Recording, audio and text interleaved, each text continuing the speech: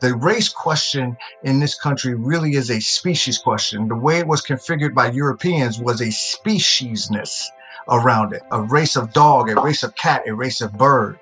And so what was done was taking that idea or that ethos around race and applied it to the human being and applied it to the African and applied it to the indigenous people. And so when we're talking about race, the part that we forget up underneath, or the part that we don't quite catch up underneath, is that the idea of race and me being race is really a species question. Is Resmaa a fully fledged human being? And the answer in this country is no.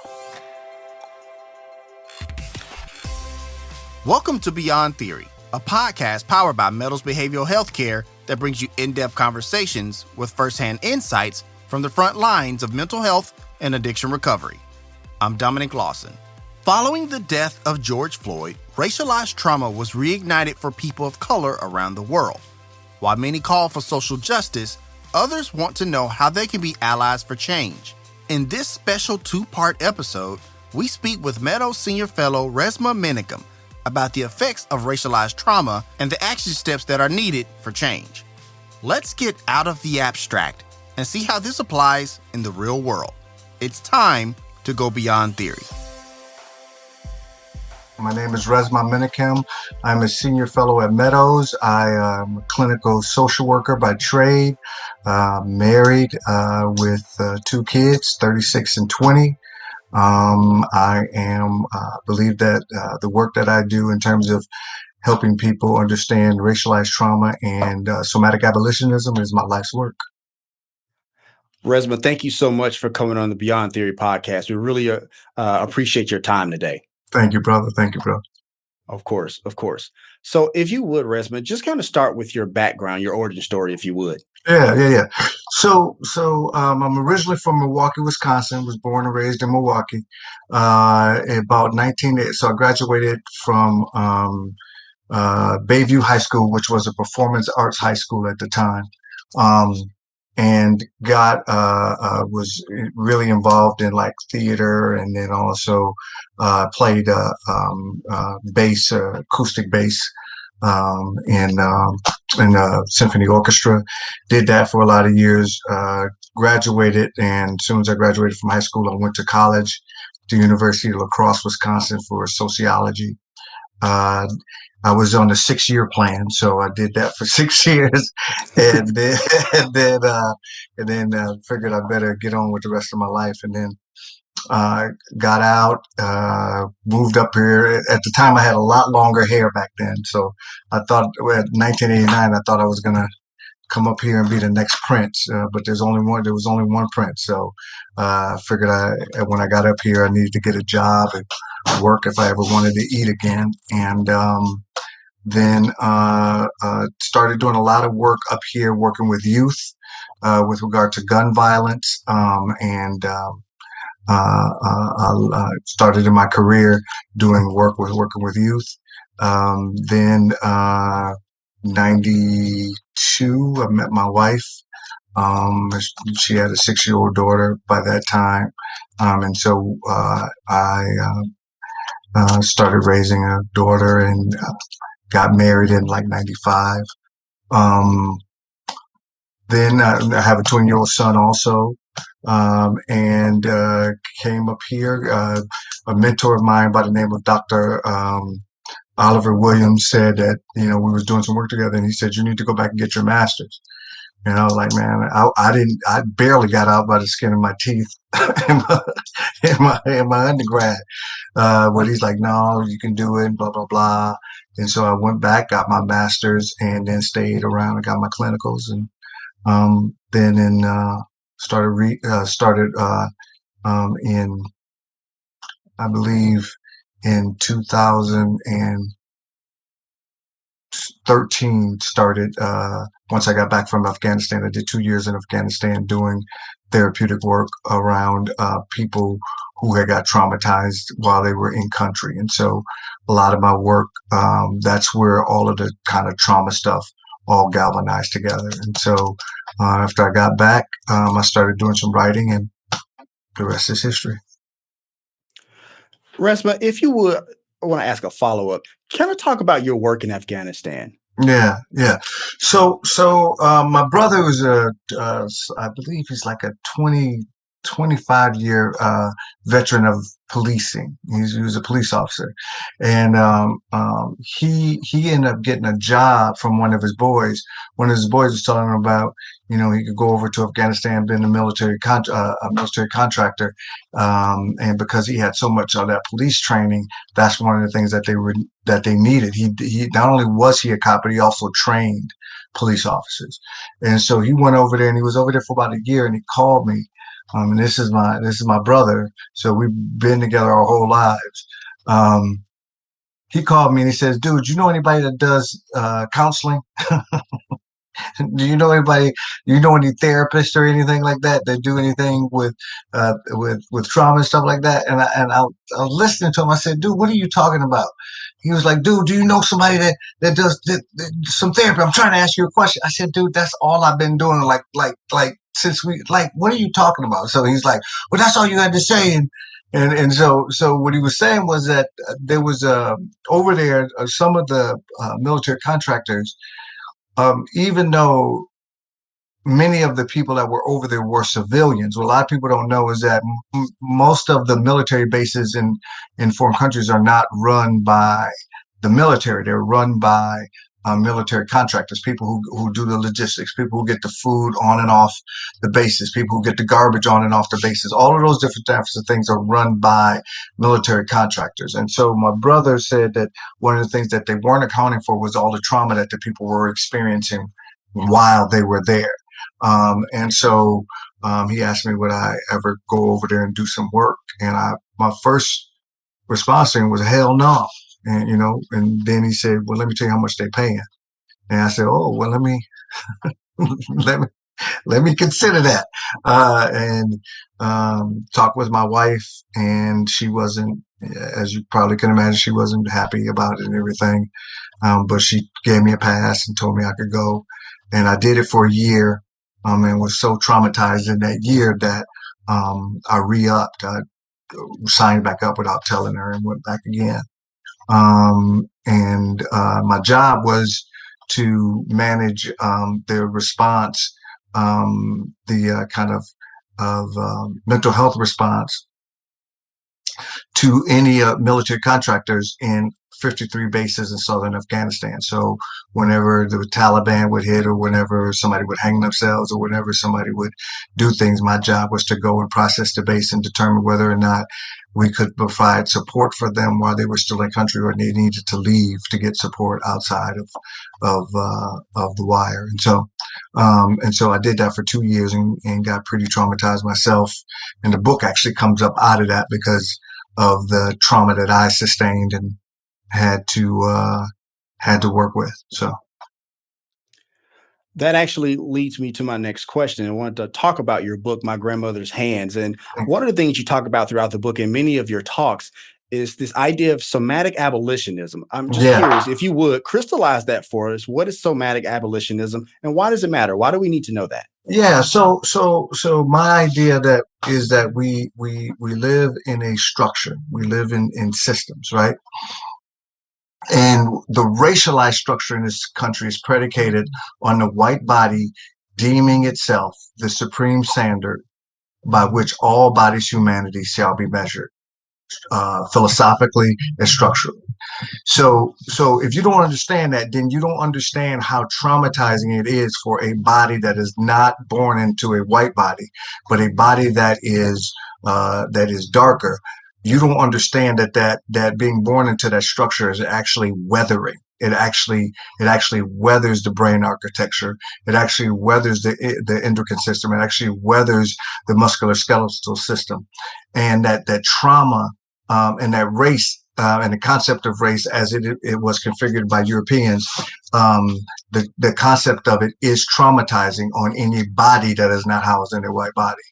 And so my whole thing was to begin to put context around some of the pieces that bodies of culture have been experiencing, specifically in America, for the last 400 or 500 years.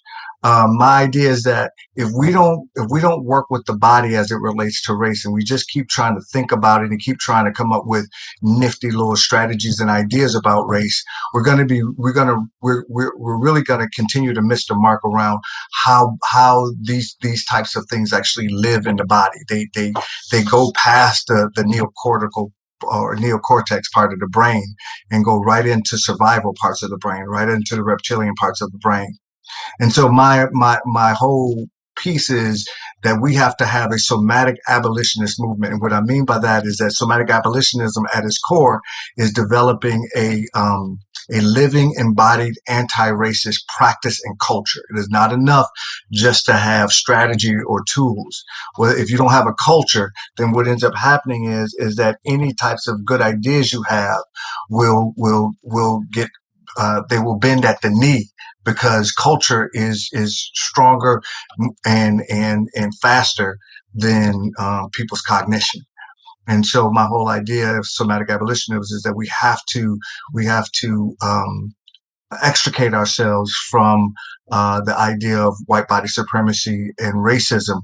We have to extricate that from the body first and create a container by which all of that charge and all of that heat and all of that pressure and all of that weight that's contained in the concept of race can be processed and metabolized through. That's definitely interesting for our listeners to understand. It actually speaks to something you talk about often as far as like declarative allies and operational allies. Yeah, Kind of talk about that a little bit, yeah, Resma, if that's a you good would. question, brother. That's a good question. When I'm doing my work, brother, one of the things that happens is that people will come up to me, specifically white people, and will say, "I was very moved by what you said, and I'm an ally." And that always just strikes me as just a very curious thing among white people, where they believe that their self-declarations are enough. That their ability to say that they're an ally means something, and it doesn't really, to me, it doesn't really mean anything. When like the one of the questions that I ask when people say that type of stuff to me is, I say, how would I have known that if you hadn't have told me? Who are the people that you come from? Who are the people that you're building a lifelong community and culture with that will hold you accountable when you go against those value systems? That the idea of being a self-declarative ally as opposed to an operational or action-oriented ally, right, means that you realize that your individual sense of allyship is inadequate to deal with the level of brutality and viciousness that is entailed in race and racism and white body supremacy. So you can, white bodies also, collective white bodies also do this thing where they say, where they believe that niceness and kindness is the same thing as living embodied anti-racist practice and culture building. That it is not the same thing. I don't want you to spit in my food or turn water hoses on me or sick dogs on me. I want you to be nice to me. But that is not the same thing as developing a living embodied anti-racist practice. It is inadequate to deal with the level of brutality and viciousness that white body supremacy keeps on my body and bodies like mine every day. And so this idea of being an operational ally means that you are, in terms of somatic abolitionism, means that you are vested in a lifelong practice with other white bodies to make sure that you don't pass white body supremacy down to your children's children's children. I appreciate you crystallizing that for our audience, Resma. Thank you. If you would, let's kind of go back to the trauma a little bit, because one of the things you often talk about is that even though that trauma has left the brain, it's still in the body. Could you talk to us about that a little Yeah, bit? yeah, yeah. So one of the things, so trauma is not primary. I want to just, I think this is a really important piece for people to understand. Okay. Trauma is not primary. Resource is primary. Resource is resource and the ability to tap in to communal resource. Those things are primary. Trauma thwarts the emergence of resource. I want to be clear here, because a lot of times when we talk about trauma, we forget that trauma is not the primary thing. Resource is the primary thing. Love is the primary thing. Joy is the primary thing. Those pieces are primary. But trauma can thwart the emergence of it. It doesn't kill it. It doesn't stop it from happening. It can thwart the emergence of it in a particular way. When I talk about trauma, what I'm saying is that anything that happens to you that's too much, too fast, too soon, or too long, coupled with something reparative that should have happened that didn't. Now imagine us, brother, me and you, coming from a people who had been raped and brutalized for 250 years, legally sanctioned rape and brutalization. There's a certain type of way that our ancestors would have had to organize themselves in order to survive that piece. That organization can look like, over time, because time decontextualizes trauma, that organization can look like personality in a person. It can look like family traits in the family, and it can look like culture in the people. What I'm doing with somatic abolitionism is asking people to begin to slow it down enough so we can actually interrogate and examine what pieces are what, and be able to discern pieces from one another, and to be able to notice when resource actually shows up. There's a tempering conditioning process that must happen that many of us don't want to do. And so when I'm talking about these pieces, that's what I'm talking about. Appreciate that. No Uh, worries. Sorry. Resmaa, you often talk about white bodies. You even in your Mm, book, you talk about police bodies, but you also talk yeah, about bodies of culture. Could you yeah, define bodies of culture for us? Because I think that's absolutely. important for our audience to know. Yeah, so bodies of culture. So I actually had somebody when I was doing a training recently, brother, and I had somebody say to me, "Well, I find it offensive that you keep saying bodies of culture. White people have a culture too, right?" And my answer to him being offended was, when I say bodies of culture, I'm not talking about you. I'm not talking about white people. And that actually speaks to the idea of what I've been saying, is that white bodies believe that, or have a sense, a collective sense that the black body has to be deferential to the white body. That if I say something that is true for me, that when I say bodies of culture, I am talking about that white body supremacy has stripped us of our humanity. And part of the reason why I say body of culture instead of people of color is because what I am saying is that we have to reclaim culture as an aspect of our humanity. And so when I am talking about that, I'm talking about particular people who have been brutalized by the concept that the white body is the standard of humanness. So when I am saying bodies of culture, I am talking about any body that is not housed in a white body. Right. And Right. so these pieces. So when I'm talking about black bodies, and when I'm talking, so when I wrote my grandmother's hands, one of the things that I did is I made a mistake by equating a vocation with a body. So I called them blue bodies, right? That was a mistake. A lot of times what I'm noticing about my writing is that I can't find the holes in my writing until I write it.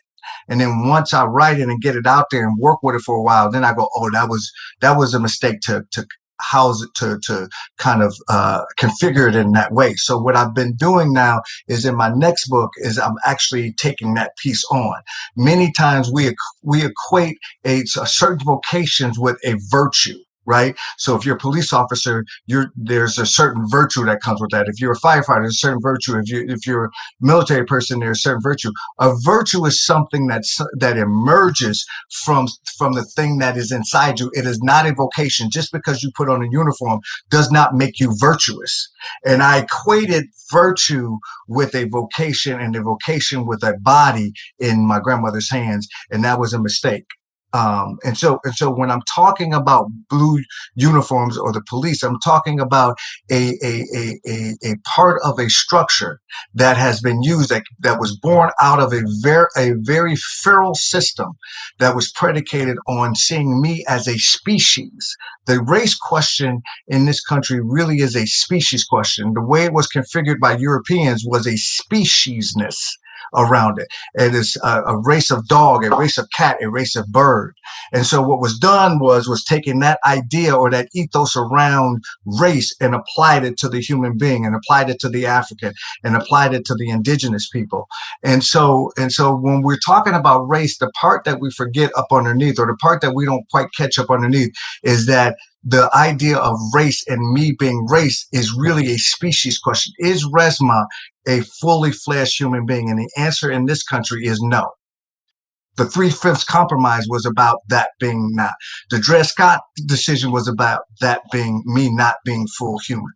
And so the construction and the creation of white bodies and white persons in Virginia law in the 1600s was about Resmaa not being human, but being other species. And so when I'm talking about bodies of culture, when I'm talking about police bodies, when I'm talking about white bodies, I'm talking about it in the context of that. And I imagine, Resmaa, that's why you champion the phrase "Black people, you are not defective." I've seen it on Absolutely. hoodies and things of that Absolutely. nature. That's why I do that, brother, because black people don't even know that we need to hear that. Bodies of culture don't even know that we need, let's do something real quick, if it's all right. So Okay. me and you are talking, and I just look at you and I say, brother, you are not defective. You never have been. You never will be. You are not defective. Something has happened and continues to happen to your people, but you are not defective. Now, when I say that to you, what do you notice happen for you when you hear me say that? Personally, I feel empowered. Yeah, I feel empowered. I feel a change in narrative. I feel a change in myself. yeah, So that yeah, that's what I feel when I hear those yeah. words. Where do you notice the change in the embodiment? Like you say, I feel empowered. Like, where did that empowerment, that sense of resource land? I'm not sure what you mean. So like you say, I feel empowered. So that would Hmm. suggest that you have some type of sensation about empowerment, right? Got it. Where did you notice it? Did you notice it in your hips? Did you notice it in your head? Did you notice it in your chest? I noticed it in my chest and in my stomach a little bit. That's it. That's the piece that so those are the pieces that we don't get at, that are operating up underneath when we're talking about somatic abolitionism, right? When we're talking about white body supremacy, it is a visceral experience. Ta-Nehisi Coates talks about that this idea of white supremacy breaks bones, gnashes teeth, rips muscle, right?